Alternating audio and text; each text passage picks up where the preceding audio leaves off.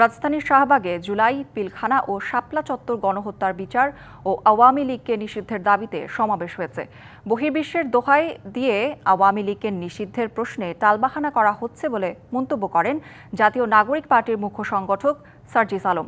দুপুর ৩টার পর শাহবাগ জাতীয় জাদুঘরের সামনে এই সমাবেশের আয়োজন করে ইনকিলাব মঞ্চ। তিনটি আলোচিত ঘটনার শহীদদের স্বজনরা সমাবেশে অংশ নিয়ে স্বজনদের হত্যার বিচার দাবি করেন।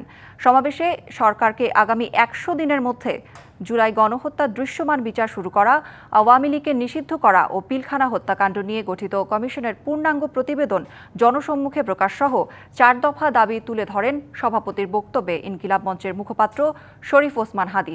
সমাবেশে সংস্কার নির্বাচনের খেলা দিয়ে আওয়ামী লীগের বিচার ও দলটিকে নিষিদ্ধ করার আহ্বান জানান জাতীয় নাগরিক পার্টির মুখ্য সংগঠক সার্জিস আলম।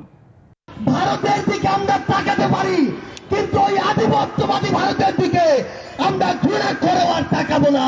এই খুনে হাসিনাকে দেশ ছাড়া করেছে, তাদের জীবনের এই যে হত্যাগুলো, এগুলোর বিচার হওয়া পূর্ব পর্যন্ত বাংলাদেশে অন্য কোনো কিছুর নাম নেয়া এই অন্তর্বর্তীকালীন সরকারের মুখে মানায় না।